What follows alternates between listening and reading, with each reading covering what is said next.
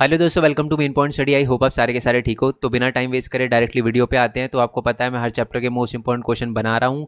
कल जो है बच्चों का एग्जाम है, ये स्थानीय शासन वाला चैप्टर रह गया है, तो इसलिए मैं ऐसे वीडियो बना रहा हूँ, क्योंकि अगर मैं डायरेक्टली लिख कर बनाऊंगा तो बहुत ज़्यादा टाइम लग जाएगा, कोई फ़ायदा नहीं होगा। जब तक वीडियो बनेगी तब तक आपका एग्जाम निकल चुका होगा। तो डायरेक्टली आ जाते हैं मोस्ट इंपॉर्टेंट क्वेश्चन पे, ठीक है।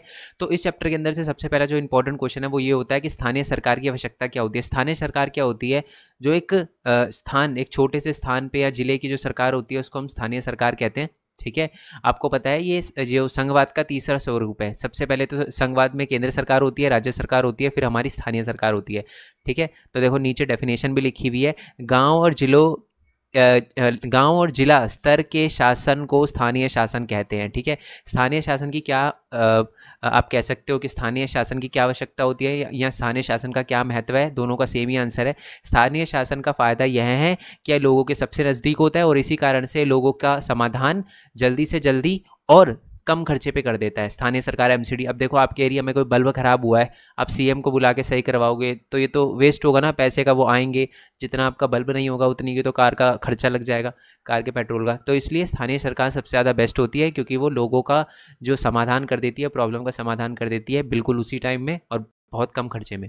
नेक्स्ट है कि जीवंत और मजबूत स्थानीय शासन सक्रिय भागीदारी और उद्देश्यपूर्ण जवाबदेही को सुनिश्चित करता है। मतलब देखो, आप सीएम से कोई सवाल पूछोगे तो ज़रूरी नहीं है कि सीएम आपके सवाल का जवाब देना है। पीएम से कुछ पूछोगे तो पीएम से भी जवाब नहीं आएगा। आप कैसे पूछोगे? पहली बात तो आरटीआई वो अलग बात होती है, बट यह है कि आप अगर अपनी जो एरिया की जो स्थानीय सरकार है उससे कोई सवाल पूछोगे, एमएलए एमपी एमसीडी वाले, एमपी तो नहीं बट एमएलए एमसीडी के पास जाकर, तो वो आपको जवाब देंगे। तो इसका मतलब ये है कि वो लोकतंत्र की भागीदारी बढ़ाते हैं। आप कह सकते हो कि वो जवाबदेही को सुनिश्चित करता है, यानी स्थानीय सरकार ज़्यादा जवाबदेह होती है जो लोगों के लिए अच्छा है। तो ये सेकंड पॉइंट है, इसलिए हमें स्थानीय सरकार की ज़रूरत होती है।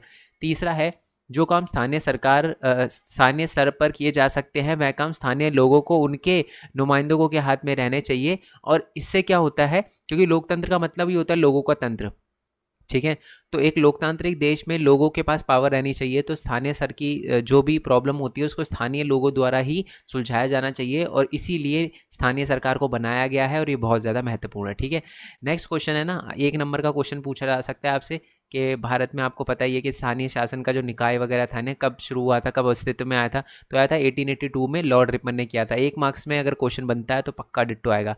एक और याद रख लो कि गवर्नमेंट ऑफ इंडिया एक्ट 1990 के बनने पर अनेक प्रांतों में ग्राम पंचायत बनाई गई थी और 1935 के अंदर गवर्नमेंट ऑफ इंडिया एक्ट के बाद यह प्रवृत्ति जो थी वो जारी रही थी, ठीक है।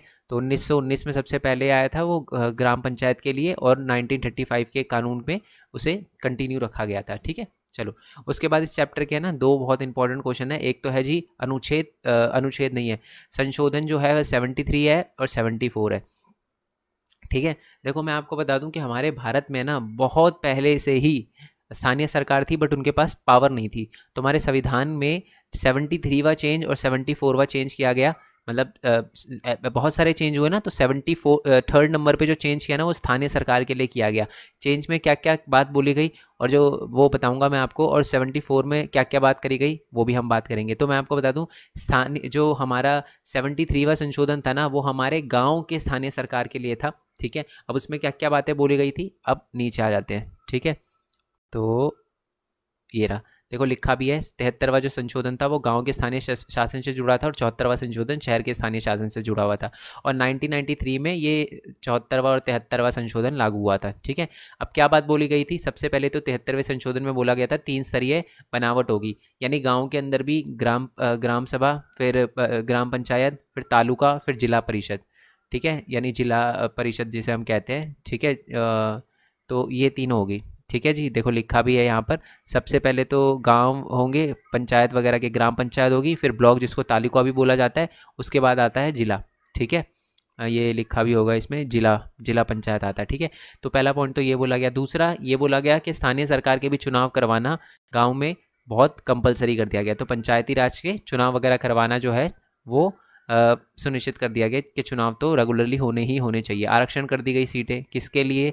वुमेन्स के लिए और अनुसूचित जाति के लिए 1/3 सीटें, ये बात लिखी गई है, देखो, ठीक है। ये इसके अतिरिक्त सिर्फ सामान्य श्रेणी के नहीं, महिलाओं को और उनके 1/3 आरक्षण ही नहीं दिया गया, बल्कि अनुसूचित जाति के लिए भी 1/3 आरक्षण दिया गया।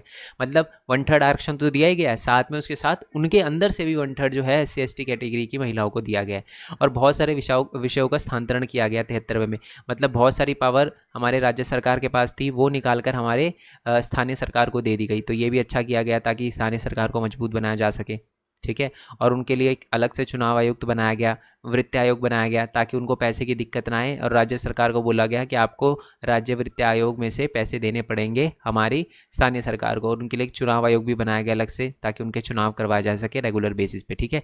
और 74वां संशोधन भी सेम ही बात है, उसमें भी आपको पता है कि वो म्यूनसिपैलिटी, MCD है ना, ये सारी की सारी चीज़ें, टाउन वगैरह, तो ये आता है। बाकी इस चैप्टर के अंदर और भी इंपॉर्टेंट क्वेश्चन है, बट आप ये करके जाओ, क्योंकि मैं ज़्यादा बताऊंगा तो ऐसे फिर मैं बहुत ज़्यादा इंपॉर्टेंट क्वेश्चन बता दूंगा। अब देखो ज़्यादा टाइम नहीं है, इसलिए ये करो, बाकी मैं अलग से वीडियो बना दूंगा, ठीक है। बट 1 मार्क्स में ये वाला क्वेश्चन भी आप याद रखना कि 1934 में ना 1994 में पॉपुलर पार्टिसिपेशन लॉ आया था, जिसमें ये हमारे किसमें आया था, ये लातिन अमेरिका के एक देश है जिसका नाम है बोलिविया, लिखा भी होगा यहाँ पर, ये रहा देखो, बोलिविया के अंदर आया था, जिसमें विकेंद्रीकरण किया गया था और जो हमारी स्थानीय सरकार है उसको पावर दी गई थी। आपसे एग्जाम में 1 नंबर में क्वेश्चन आया कि विकेंद्रीकरण कब किया गया था भारत में, 1993 में, है ना। मेन पावर तो 1993 में ही बांटी गई थी, है ना, 73वां और 74वां संशोधन करके, ठीक है। आई होप वीडियो आपको अच्छी लगी हो। टेलीग्राम चैनल ज्वाइन कर लेना, क्योंकि फर्स्ट टर्म में मैं सिर्फ इंपॉर्टेंट क्वेश्चन अपलोड कर पाया, बाकी मैं करूँगा सेकंड टर्म में तो धुआंधार। तो स्क्रीन पे आपको दिख रहा होगा main point study 11th arts करके, उसे ज्वाइन कर लेगा। हमारे अलग अलग चैनल है, पता ही है आपको। एक तो मेन पॉइंट स्टडी, इसको सब्सक्राइब कर लेना सबसे पहले तो, मेन पॉइंट स्टडी वाले चैनल को। उसके अलावा हमारे दूसरे भी चैनल हैं, जैसे कि मेन पॉइंट टेक हो गया, दिखा देता हूँ मैं यहाँ पर। मैं अर्निंग से रिलेटेड वीडियो बनाता हूँ कि एक स्टूडेंट कैसे अर्न कर सकता है, तो आप इसको भी ज्वाइन कर लेना। बाकी हमारा गेमिंग चैनल है और ये ब्लॉगिंग चैनल है, सबको सब्सक्राइब कर लेना। इसमें मैं बताता हूँ, देखो बहुत इंपॉर्टेंट चीज़ें हैं यहाँ पर, क्या वेबसाइट कैसे बना सकते हो, एनिमेशन वीडियो बना के यूट्यूब पे कैसे अपलोड कर सकते हो, दूसरे की वीडियो कॉपी करके कैसे अर्न कर सकते हो, सारी की सारी चीज़ें। बिना टाइम वेस्ट करें मिलते हैं नेक्स्ट वीडियो में। Bye bye.